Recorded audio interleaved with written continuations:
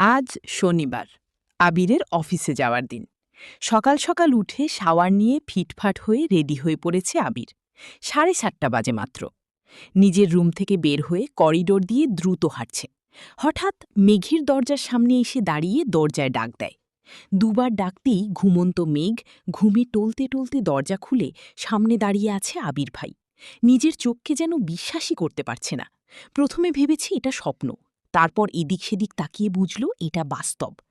আচমকা এইভাবে আবিরকে দাঁড়ানো দেখে ভ্যাবাচাকা খেল মেয়েটা। মেঘের চেহারায় নিদ্রিত ভাবটা লিপটে আছে এখনো। আবির পূর্ণ দৃষ্টিতে পরখ করল অষ্টাদশী রাঙা মুখবিবর, তারপর চোখ সরিয়ে নিয়ে বলল, 5 মিনিটের মধ্যে খেতে আয়। পুনরায় দ্রুতগতিতে হাঁটা দিল। আবিরের অযাচিত উপস্থিতি নাড়িয়ে দিয়েছে মেঘের মস্তিষ্ক। হঠাৎ মনে পড়ে গেল 5 মিনিটে নিচে যেতে হবে। তৎক্ষণাৎ ছুটল ওয়াশরুমে। 5 মিনিটের মধ্যে নিচে উপস্থিত হল মেঘা। এই সময় মেঘকে খাবার টেবিলে দেখে অবাক হল সকলে। 2 বছর যাবৎ মেয়েটা সকালে সবার সাথে খায় না। প্রাইভেট থাকলে আগে খায়, না হয় সবাই অফিস বা স্কুলে চলে গেলে তারপর খেয়ে কলেজে যায়। হালিমা খান ছুটে আসলেন মেয়ের দিকে। আয় আয় বস মা, কি খাবি বল। টেবিলের কাছে আসতেই দেখল একটা চেয়ারই ফাঁকা আছে, সেটা আবার আবির ভাইয়ের বিপরীতে। কিন্তু এখানে বসার বিন্দু পরিমাণ ইচ্ছে নেই তার, কারণ আবিরের আশেপাশে থাকলে মেঘ কেমন একটা ঘুরে থাকে। মন মস্তিষ্ক সব যেন আবিরের নিয়ন্ত্রণে থাকে। কিন্তু কিছু করার নেই, বাধ্য হয়ে বসতে হলো এই চেয়ারে। আবির মাথা নিচু করে মনোযোগ দিয়ে খাচ্ছে। মেঘ তখন ঘুমে টলতে টলতে আবিরকে দেখেছিল রাজপুত্রের মতো, কিন্তু এখন আর সে তাকাতে পারছে না। শীর্ণ বক্ষ ধরফড় করছে মেঘের। মনে মনে খুব করে চাচ্ছে একটু তাকিয়ে আবিরকে দেখতে, কিন্তু মনে হচ্ছে কিছু একটা মাথায় চেপে বসে আছে, মুখটাই তুলতে পারছে না। আলী আহমেদ খান হঠাৎ বলে উঠলেন, মেঘমা, আজ থেকে তোমার নতুন টিউটার আসবে। সারাদিনতে তুমি বাহিরে থাকবে, তাই তাকে সন্ধ্যার পর আসতে বলেছি। মেঘ চুপচাপ খাবার খাওয়ার চেষ্টা করছে। বুকের ভিতর যে ঝড় তুফান চলছে তা যেন কেউ বুঝতে না পারে। আবির সবার আগে খাবার শেষ করেই বাসা থেকে বের হয়ে গেলে আবিরের পিছন পিছন আলী আহমেদ খান, মুজাম্মিল খান ও ইকবাল খানও চলে গেলেন। ইকবাল খান আগেই অফিসে জানিয়ে দিয়েছে অফিস যেন সাজিয়ে গুছিয়ে রাখে। আবির অফিসের সামনে এসে বাইক পার্ক করে অফিসে ঢুকতে গেলে সিকিউরিটি গার্ড বলে ওঠে, স্যার, আপনার একটু বসতে হবে। বড় স্যাররা না আসলে আপনি ভিতরে যেতে পারবেন না। আবিরের পায়ের রক্ত মাথায় উঠে যাচ্ছে। রাগে কটমট করতে করতে ওয়েটিং রুমে বসে আছি সে। 10 মিনিটের মধ্যেই অফিসে ঢুকলেন 3 ভাই। আবির তখনও বসেই আছে। কিছুক্ষণ পর সিকিউরিটি গার্ড এসে ডাকলেন, স্যার, আপনাকে ভিতরে যেতে বলেছি। আবির নির্ভীক ভঙ্গিতে হেঁটে ভিতরে চলে গেল। অফিসের ভিতরে ফুল দিয়ে সাজানো। ঢুকতেই সবাই সিকিউরিটি গার্ড বিনীতভাবে বললেন, স্যার, আপনাকে ভেতরে যেতে বলেছে। অফিসের ভেতরে আবিরকে সবাই হাততালি দিয়ে অভিনন্দন জানালো, সবাই মিলে কেক কাটল। সারাদিন অনেক ব্যস্ততায় কাটল আবিরের। 6টায় বাসায় ফিরে সে রুমে গিয়ে রেস্ট নিচ্ছিল। হঠাৎ সে চোখে মুখে উদ্বেগ নিয়ে নিচে নেমে এলো। রান্নাঘরের দিকে গিয়ে হালিমা খানকে জিজ্ঞেস করল। আবির ঠান্ডা কণ্ঠে জিজ্ঞেস করল, মেঘ কোথায় মামনি? হালিমা খান উত্তর দিলেন, মেঘের টিউটর এসেছে, পড়ার ঘরে পড়াচ্ছে। আবির শান্তভাবে বলল, ও আচ্ছা, আমায় একটু কফি করে দিতে পারবে? সোফায় বসে কফি খেতে খেতে 20 মিনিট পার হলো। পড়ার রুম থেকে এক যুবক টিউটর বের হয়ে হালিমা খানকে বলল। টিউটর সবিনয় বলল, আন্টি, আজ আসি, আবার কাল আসব। হালিমা খান হাসি মুখে বললেন, আচ্ছা ঠিক আছে। অমনি আবিরের আচরণ পাল্টে গেল। সে প্রচণ্ড চটে গেল, সবেগে ঘুষি বসালো সোফার পাশের দেওয়ালে। আবিরের চোখ আগুনের মতো লাল হয়ে গেছে। এক মুহূর্ত দেরি না করে সে ধপধপ করে সিঁড়ি দিয়ে নিজের রুমে চলে গেল। অতিরিক্ত রাগে আবিরের তামাটে চেহারা রক্তবর্ণ ধারণ করেছে। চক্ষু যুগলে ক্রোধ স্পষ্ট প্রতীয়মান হচ্ছে। 5-7 মিনিটের মধ্যে ভীষণ তাড়াহুড়োতে তৈরি হয়ে নিচে নামছে আবির। মেঘ পড়ার রুম থেকে বই খাতা নিয়ে রুমের উদ্দেশ্যে রওনা দিল। হঠাৎ সিঁড়ির নিচে সাইড হয়ে দাঁড়িয়ে পড়ল সে। আবির ভাই হুলস্থুল বাঁধিয়ে নামছে। মেঘ এক দৃষ্টিতে তাকিয়ে আছে। মানসিক টানাপড়নে ভুগছে মেয়েটা।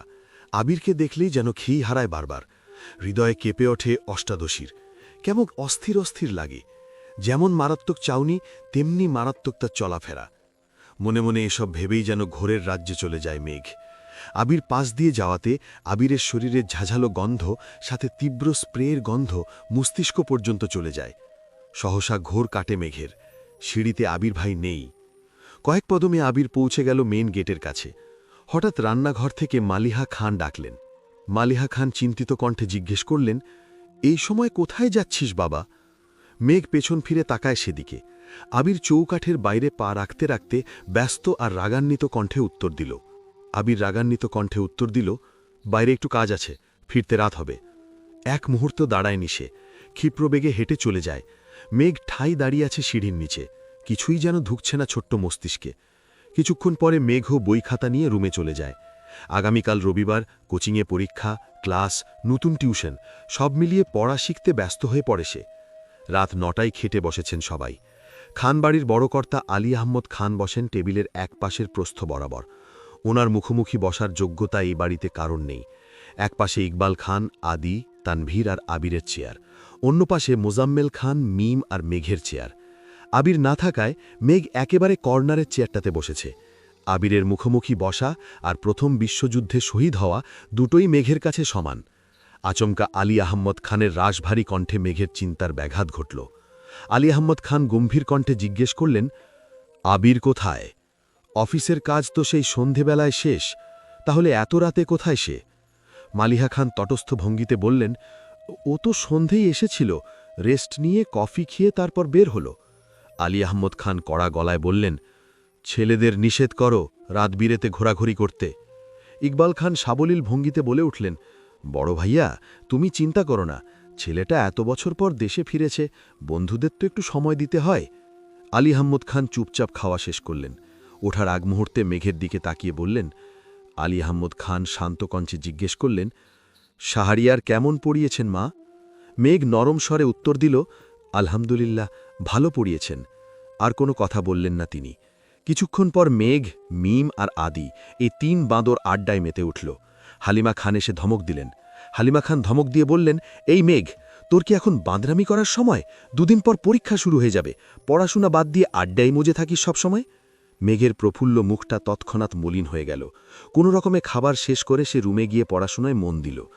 আবির কত রাতে ফিরেছে সে হদিস কেউ রাখেনি। সে ফিরেছে রাত 2টোর দিকে। ফ্রেশ হয়ে ব্যালকনিতে বসে আকাশের চাঁদের দিকে তাকিয়ে রইল সে। গম্ভীর কণ্ঠে নিজেই নিজেকে শুধালো, তুই কি কোনোদিন শুধরাবি না? সকাল 8টায় খাবার টেবিলে মিম আর মেঘ ফিসফিস করে আড্ডায় ব্যস্ত। তানভীর যেন দেখেও না দেখার মতো খাচ্ছে। মেঘের মনোযোগ ভাঙল কারো চেয়ার টানার শব্দে। আবিরের নিখাত দৃষ্টি মেঘের চোখে নিবদ্ধ। মেঘ এক পলক তাকিয়ে চোখ নামিয়ে ফেলল। আবির না খেয়ে কি সারা রাত কাটিয়েছে? ফ্যাকাশে মুখ দেখে মেঘের মনটা খারাপ হয়ে গেল। মেঘ যেই না উঠতে যাবে, আবির মেঘের প্লেটে আরও 2 চামচ ভাত তুলে দিল। আবির প্রখর তপ্ত স্বরে বলল, এগুলো শেষ করে তারপর উঠবি। মেঘ কিছু বলতে গিয়েও থেমে গেল। আবির আবারও কড়া শুলে বলে উঠল, তোর নামে সারাক্ষণ শুধু অভিযোগ শুনি, খাস না, এখন চুপচাপ খা, একটা কথা বলবি তো আরও 1 চামচ ভাত দেব। মেঘ চিবুক গলায় ঠেকিয়ে অল্প অল্প করে ভাত খাচ্ছে। আদি উৎসাহ নিয়ে বলে উঠল, মেঘাপু, আমার খাওয়া শেষ, তুমি লাস্ট, হা হা হা হা। আবিরের জন্য মেঘ তার জেতা বাজিটা হেরে গেল। সে মনে মনে আবিরের ওপর ক্ষিপ্ত হল। হাত ধুয়ে কোনো রকমে রুমের দিকে ছুটল মেঘ। 9:40 দিকে আবির বাসা থেকে বেরোচ্ছে। মেঘও কোচিংয়ের জন্য বেরোল।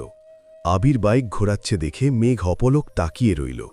মেঘের খুব ইচ্ছে হল আবিরের বাইকে চড়ে কোচিং যাবে। হঠাৎ আবিরের কণ্ঠ কানে বাজল।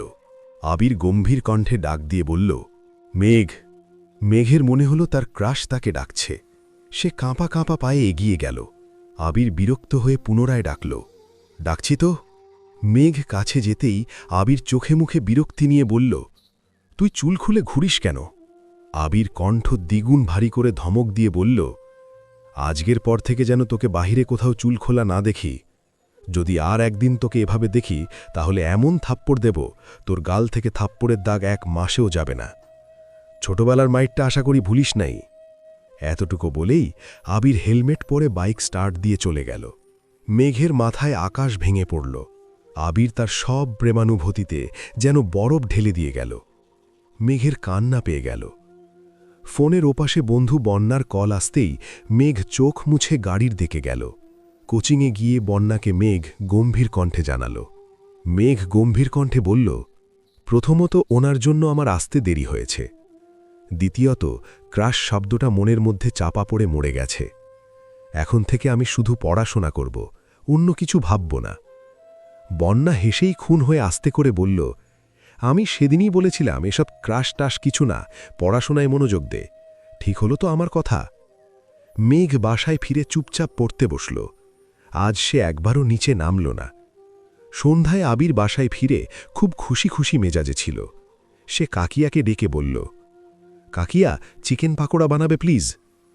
মা, চাকিয়া সবাই অবাক হল। আবির কখনো নিজে থেকে কিছু চায় না। কাকিয়া হাসি মুখে উত্তর দিল, তুমি ফ্রেশ হয়ে আসো, আমি রেডি করছি। আবির কফি খেতে খেতে তানভীরকে কল দিল। কৌতুক করে জিজ্ঞেস করল, কই তুই?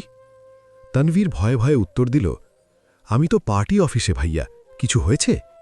আবির সশব্দে হেসে বলল, দূর কিছু হয়নি, চিকেন পাকোড়া বানাচ্ছে কাকিয়া, খেলে তাড়াতাড়ি আয়। আবিরের হাসির শব্দ মেঘের কানে গেল। মেঘ ভাবল, আবির ভাইয়া হাসছেন, উনি বাসায় ফিরেছেন। কিন্তু সকালের কথা মনে পড়তেই সে আবার পড়ার রিভিশনে মন দিল। তানভীর ফিরলে দুই ভাই মিলে গল্প আর পাকোড়া খেতে ব্যস্ত হল।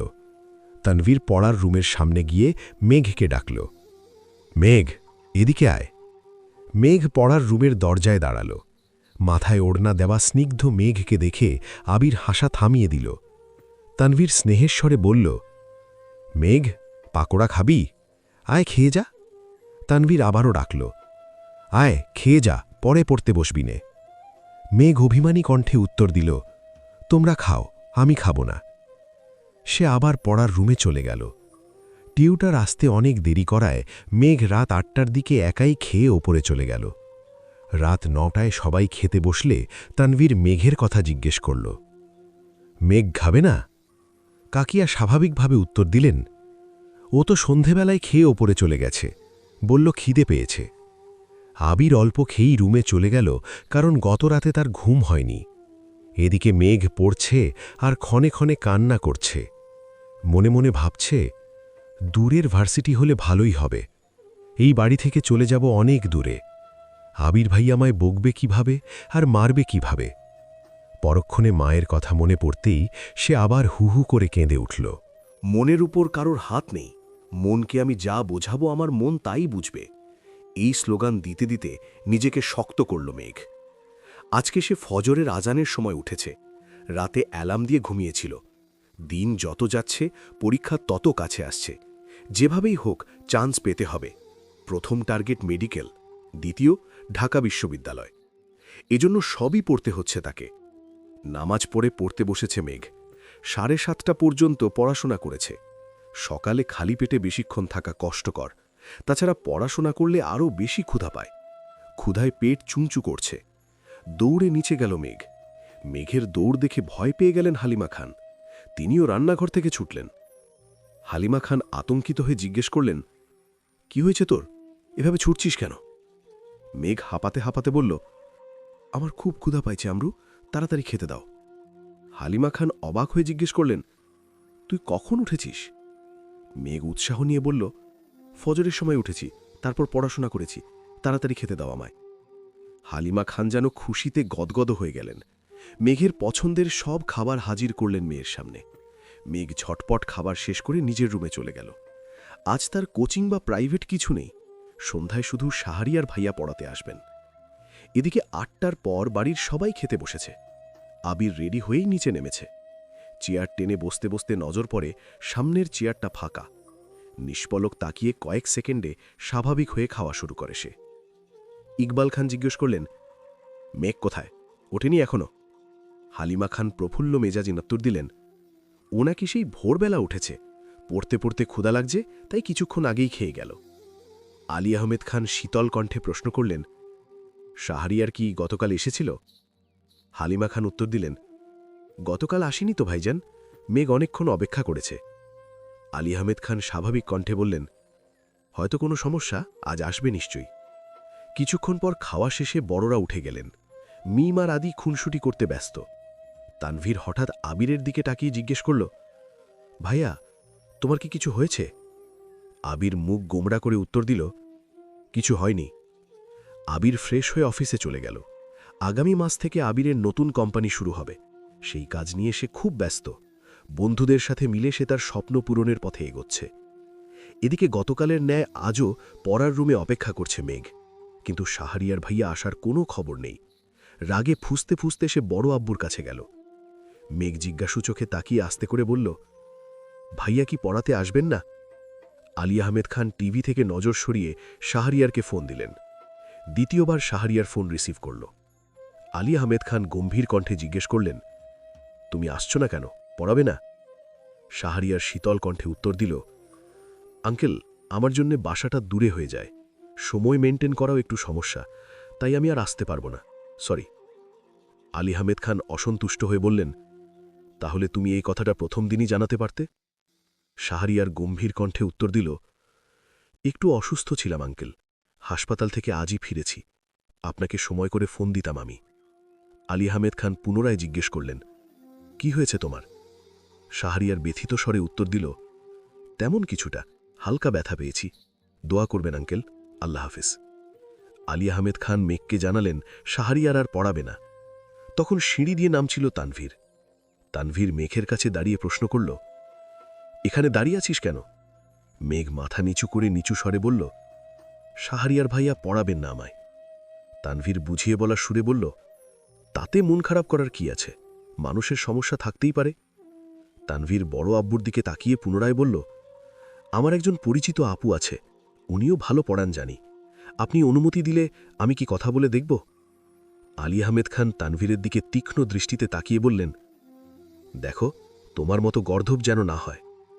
তানভীর হাসি মুখে বলল, দু একদিন পড়ার পর যদি মেঘের মনে হয় পড়বে তাহলেই ফিক্সড করব। মঙ্গলবার সকালে মেঘ তড়িঘড়ি করে খেয়ে কোচিংয়ে চলে গেল। 2টোর দিকে ফিরে সে খেতে বসেছে। আবিরও ঠিক তখন খাবার টেবিলে এলো। মেঘের গলায় খাবার আটকে গেল। আবির বেসিন থেকে হাত ধুয়ে মামনিকে উদ্দেশ্য করে বলল, মামনি, খাবার দাও। আবির মেঘের বিপরীতে বসল। মেঘের হাত পা কাঁপছে। রবিবারের সেই থাপ্পড়ের ধমকটা বারবার কানে বাজছে। সে দ্রুত খেতে শুরু করল। আবির ক্ষিপ্ত দৃষ্টিতে তাকিয়ে গম্ভীর গলায় বলল, কি হয়েছে তোর? মেঘ ভয় লুকোনোর চেষ্টা করে কাঁপা গলায় উত্তর দিল, কিছু হয়নি আমার। হালিমা খান আবিরের খাবার নিয়ে এলে তিনি জিজ্ঞেস করলেন, চিন্তিত কণ্ঠে জিজ্ঞেস করলেন, সকালে কিছু খেয়েছিলি বাবা? আবির গুরুভার কণ্ঠে উত্তর দিল, খায়নি। মেঘ ভাবল সে অন্যকে খেতে বলে কিন্তু নিজে কেন খায় না। মেঘ দ্রুত খাওয়া শেষ করতে চাইলে আবির চিৎকার দিয়ে উঠল। আবির রাগী কণ্ঠে ধমক দিয়ে বলল, একটা থাপ্পড় দেব তোকে, এভাবে খাচ্ছিস কেন? মেঘ ধমকে গেল। চোখে জল টলমল করছে। খাওয়া শেষ করে সে উঠতে নিতেই মিম আর আদি তাকে জড়িয়ে ধরল। মিম ফিসফিস করে মেঘকে অনুরোধ করল, আপু প্লিজ আবির ভাইয়াকে বলো না আমাদের নিয়ে বাইকে ঘুরতে, কখনো বাইকে উঠিনি, প্লিজ বলবা। মেঘ গম্ভীর কণ্ঠে জবাব দিল, আমি বলতে পারবো না, তোদের ঘুরতে ইচ্ছে করে তোরা বল। আবির এগিয়ে এসে আদিকে জিজ্ঞেস করল, কাকে কি বলতে বলছিস ওকে? মিম সাহস নিয়ে ফিসফিস করে বলল, ভাইয়া আমাদের আপনার বাইকে নিয়ে ঘুরাবেন প্লিজ। আবির কণ্ঠ ভারী করে উত্তর দিল, আমার বাইকে কাউকে উঠাবো না।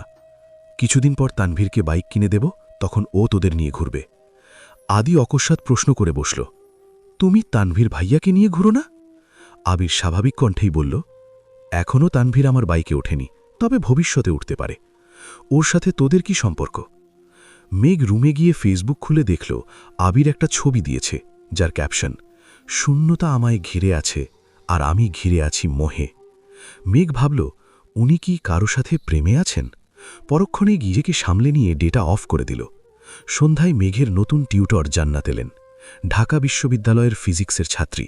মেঘ ওনার পড়ানোর স্টাইলে মুগ্ধ হয়ে বড় আব্বুকে জানালো যে সে ওনার কাছেই পড়বে। কেটে গেল আরও 2 দিন। মেঘ ইচ্ছে করেই আবিরকে এড়িয়ে চলছে, কিন্তু বৃহস্পতিবার রাতে মেঘের খুব ইচ্ছে হলো আবিরকে দেখার। সে গুটি গুটি পায়ে আবিরের রুমের সামনে গেল। দরজা খোলা ছিল, কিন্তু আবির রুমে নেই। ল্যাপটপ আর কাগজপত্র টেবিলে ছড়ানো। হঠাৎ মেঘ সিঁড়ির দিক থেকে গানের সুর শুনতে পেল। সে ভয়ে ভয়ে ছাদের দিকে গেল। দেখল আবির চেয়ারে হেলান দিয়ে গান গাইছে। আবির উদাস মনে গাইছে, ছোট্ট বুকে মেঘ জমিয়ে কেন রে কাদিস পাখি, তুই ফিরবি বলে আমি কেমন সন্ধ্যা নামায় রাখি, তুই বুকের ভেতর ঘুলঘুলিতে একলা পাখি হবি। মেঘ মুগ্ধ হয়ে শুনছিল, কিন্তু হঠাৎ দেখল আবির একটা সিগারেট ধরালো। মেঘের মাথায় আকাশ ভেঙে পড়ল। মেঘের সিগারেট সহ্য হয় না, তার শ্বাসকষ্ট হয়। প্রিয় মানুষের হাতে এমন বিষ দেখে সে কান্নায় ভেঙে পড়ল এবং ছাদের দরজার পাশেই বসে পড়ল। আচমকা আবির মেঘের সামনে এসে দাঁড়াল। আবির গম্ভীর কণ্ঠে শুধালো, এখানে কি করছিস? আবির ভাইয়ের কণ্ঠ শুনে মেঘ ভূত দেখার মতো চমকে উঠল। মেঘের কান্নার তীব্রতা এতটাই বেড়ে গিয়েছিল যে ছাদের কর্নার থেকে আবির শুনতে পেয়ে ছুটে এসেছে। অতিরিক্ত কান্নায় মেঘের শরীর কাঁপছে। সে জোর করে কান্না থামিয়েছে, তবে এখনও জোরে জোরে শ্বাস ছাড়ছে। আবির গম্ভীর স্বরে পুনরায় বলল, কথা বলছিস না কেন? এত রাতে এখানে কি করিস? মেঘ ছাদের ফ্লোরের দিকে তাকিয়ে ধীরস্থির কণ্ঠে উত্তর দিল, এমনিই এসেছিলাম। আবিরের শরীর ঝুঁকে এলো। চাঁদের আলোতে স্পষ্ট বোঝা যাচ্ছিল মেঘের অভিব্যক্তি। আবির আচমকা মেঘের বাহু ধরল এবং এক টানে তাকে দাঁড় করিয়ে দিল। মেঘের শরীরের কম্পন তীব্র হল, হৃৎপিণ্ডের ধুকপুকানি বেড়ে গেল সহসা। আবির তীক্ষ্ণ দৃষ্টিতে তাকিয়ে রাগে কটমটো করতে করতে বলল, তুই কাঁদছিলি কেন? মেঘ উত্তর খুঁজে পাচ্ছে না। আবির ভাইয়ের সিগারেট খাওয়া আর অন্য মেয়েকে উদ্দেশ্য করে গান গাওয়াতে তার ভেতর থেকে কান্না আসছিল, কিন্তু তা বলা সম্ভব নয়। আবির দীর্ঘশ্বাস ফেলে কিছুটা স্বাভাবিক কণ্ঠে বলল, তুই কি সব সময় রাত বিরাতে ছাদে আসিস? মেঘ বিদ্যুৎ বেগে মাথা নেড়ে নাবোধক সম্মতি জানাল। মেঘ আস্তে আস্তে ভয়ার্ত কণ্ঠে বলল, এই জীবনে কোনো দিন সন্ধ্যের পর ছাদে উঠিনি আমি। উদ্বিগ্ন কণ্ঠে আবির শুধাল, তাহলে আজ আসলি কেন? মেঘ নিস্তব্ধ, নীরব, কিছু বলার সাধ্য নেই তার। আবির কয়েক পা এগিয়ে মেঘের অনেকটা ঘনিষ্ঠ হয়ে দাঁড়াল। মেঘ নিজেকে বাঁচাতে 2 কদম পিছিয়ে গেল। পিলারের সাথে তার পিঠ ঠেকল। আবির ভাই 2 হাতে পিলারের দুপাশ চেপে ধরে মেঘের মুখোমুখি হয়ে কিছুটা ঝুঁকে দাঁড়াল। আবির শীতল কণ্ঠে গম্ভীরভাবে বলল, এত বছর তো খুব পালিয়ে বেরিয়েছিস, এখন দেখব কতটা পালাতে পারিস তুই। আবিরের এই ঠান্ডা হুমকিতে মেঘের সারা শরীরে যেন হাই ভোল্টেজের ঝাঁকুনি দিল। আবির কিছুক্ষণ পর সরে গিয়ে পুনরায় শক্ত কণ্ঠে বলল। আবির কড়া সুরে নির্দেশ দিল, রুলে যা। আবির সরে যাওয়াতে মেঘ স্বস্তি পেল। অন্ধকার সিঁড়ি দেখে মেঘ ভয়ে ভয়ে পেছনে ফিরে ডাকল। মেঘ কাঁপা কাঁপা কণ্ঠে অনুরোধ করল, আবির ভাই, আমাকে একটু রুম পর্যন্ত দিয়ে আসবেন প্লিজ। আবির বিস্ময় নিয়ে উত্তর দিল, কেন, হাঁটতে পারছিস না? মেঘ মাথা নিচু করে নিচু স্বরে বলল, ভয় লাগছে, তানারা যদি আমায় ধরে ফেলে। আবির ভাই কয়েক সেকেন্ড থেমে সশব্দে হেসে উঠল। আবির ঠাট্টার স্বরে প্রশ্ন করল, তা তুই ছাদে আসার সময় কি তানারা বেড়াতে গিয়েছিল? আবির পুনরায় সহজভাবে বলল, তুই যা, আমি পিছনে আছি। মেঘ 2 সিঁড়ি নামতেই হঠাৎ থমকে দাঁড়াল এবং সাহস সঞ্চার করে পেছনে তাকাল। আবির ভাই, সিগারেট খান কেন? আবির মুহূর্তেই গম্ভীর কণ্ঠে উত্তর দিল, তার জবাবদেহি কি তোকে দিতে হবে? মেঘ কোমল কণ্ঠে বোঝানোর সুরে বলল, সিগারেট স্বাস্থ্যের জন্য ক্ষতিকর, আর আমি। কণ্ঠ দ্বিগুণ ভারী করে ধমক দিয়ে বলল, আর তুই কি? মেঘ ভয়ে ভয়ে বলল, কিছু না। মেঘ আর থামল না, দ্রুত সিঁড়ি দিয়ে নেমে গেল। আবির পেছনে মোবাইলের ফ্ল্যাশ জ্বালিয়ে সিঁড়ি পর্যন্ত এলো। মেঘ নিজের রুমে ঢুকে পড়ল। আবিরের আরও একটি রাত কাটল নির্ঘুম। প্রত্যেক বৃহস্পতিবার রাতে সে এভাবেই একাকী নিজের সাথে সময় কাটায়। শুক্রবার সকালে মেঘের মনটা খুব ভালো। সে খেয়ে পড়তে বসল। আজ বিকেলে তার কোচিংয়ে পরীক্ষা আছে। অন্যদিকে তানভীর এমপি নির্বাচন নিয়ে ব্যস্ত হয়ে পড়েছে। বিকেল 4টায় পরীক্ষা শেষ করে মেঘ আর বন্যা রাস্তার পাশে দাঁড়িয়ে ড্রাইভার আঙ্কেলের জন্য অপেক্ষা করছিল। হঠাৎ বাইক নিয়ে আবির হাজির হল। সাদা শার্ট, কালো প্যান্ট আর চোখে সানগ্লাস। আবিরকে বড্ড মায়াবী লাগছিল। আবির উচ্চস্বরে ডাক দিয়ে বলল, মেঘ। আবির হেলমেট খুলে মেঘের দিকে চোখ রাঙিয়ে তাকিয়ে বলল, ওঠ। আবির কঠোর কণ্ঠে আদেশ দিল, ওঠ। বন্যা কাবিরকে দেখে কিছুটা ঘাবড়ে গেল। মেঘ বন্যার দিকে তাকিয়ে বিড়বিড় করে পরিচয় দিল, উনি আবির ভাই। মেঘ বন্যার হাত ছেড়ে দিল। মেঘ কয়েক পা এগিয়ে আবিরের কাছে গেল। আবির চোখে মুখে বিরক্তি নিয়ে বলল, এই, তুই কি কিছু খাস? কোন দুনিয়ায় থাকিস তুই? ডাকলে শুনিস না? আবির আবারও ধমক দিয়ে বলল, বাইকে ওঠ।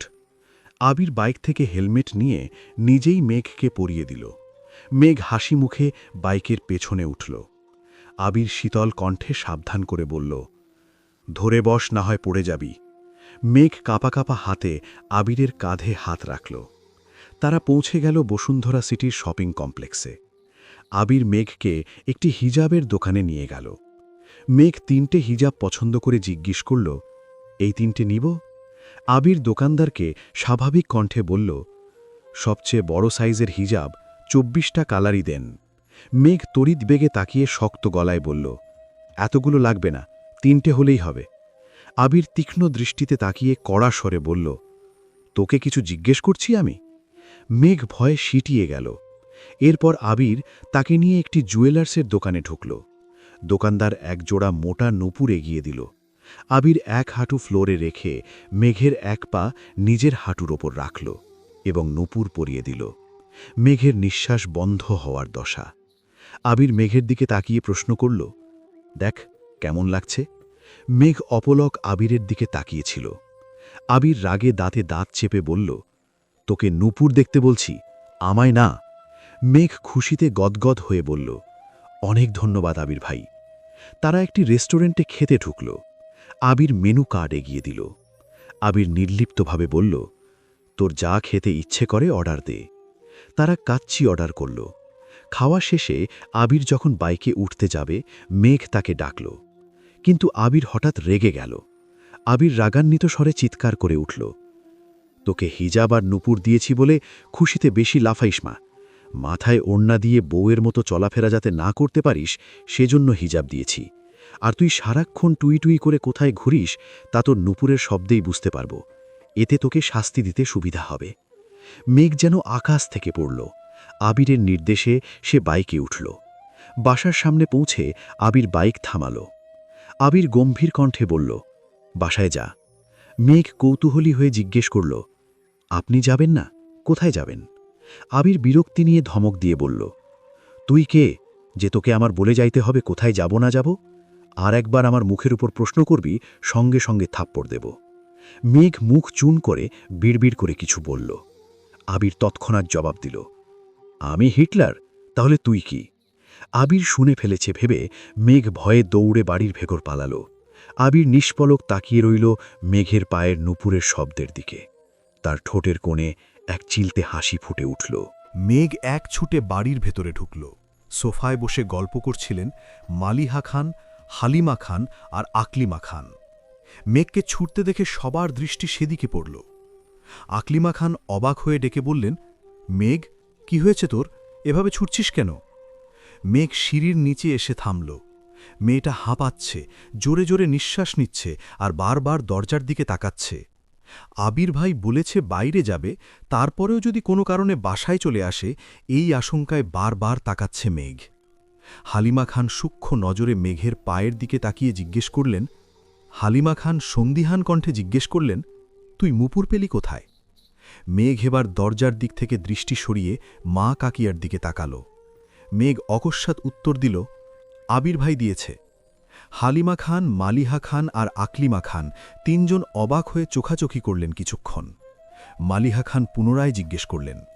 মালিহা খান বিস্ময় নিয়ে জিজ্ঞেস করলেন, আবির তোকে নূপুর দিয়েছে মা?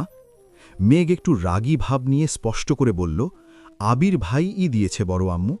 তোমার ছেলে না দিলে কি তোমার ছেলের কথা বলতাম আমি? হালিমা খান কয়েক মুহূর্ত নীরব থেকে আবার বললেন।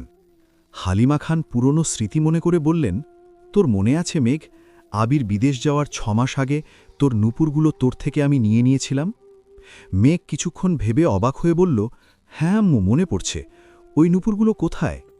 হালিমা খান সহসা উত্তর দিলেন, ওইগুলো তো আমার কাছেই আছে, কিন্তু সেদিন নূপুরগুলো আমি নিজের ইচ্ছেতে নিইনি, আবিরই বলেছিল নিতে। মেঘ চমকে উঠল মায়ের কথায়। সে ছুটে এসে সোফায় বসল। মেঘ কৌতূহলী হয়ে জিজ্ঞেস করল, কি হয়েছিল বলো আম্মু, কেন নিয়েছিলে? হালিমা খান একটু ভেবেচিন্তে বললেন, তেমন কিছু না, আবির আমার কাছে এসে বলেছিল তোর পায়ের নূপুরের শব্দ নাকি ওর মাথায় ধরে। ও ঘুমালে তুই দৌড়াদৌড়ি করিস, ঝনঝন করলে ওর মাথা ব্যথা করে, পড়তে পারে না। তাই বলছিল নূপুর খুলে রেখে দিতে। তাই আমিও আবিরের কথা মতো তোর থেকে নূপুর নিয়ে নিয়েছিলাম। মেঘ ভাবনায় পড়ে গেল। ছোটবেলায় আবির ভাই নূপুর খুলতে বলেছিল, আর এখন উনি নিজের হাতে কেন পরিয়ে দিলেন? এখন কি ওনার মাথা ব্যথা ভালো হয়ে গেছে, নাকি আমার চালচলন পর্যবেক্ষণ করতেই নূপুরগুলো দিয়েছেন? আকলিমা খান হাসি মুখে বলে উঠলেন, ওইসব বাদ দে, শপিং ব্যাগে কী রে মেঘ? মেঘ স্বাভাবিক কণ্ঠে উত্তর দিল, হিজাব। কেউ আর কিছু বলল না। মেঘ শপিং ব্যাগ নিয়ে নিজের রুমে চলে গেল। রাতে আর আবিরের সাথে মেঘের দেখা হয়নি।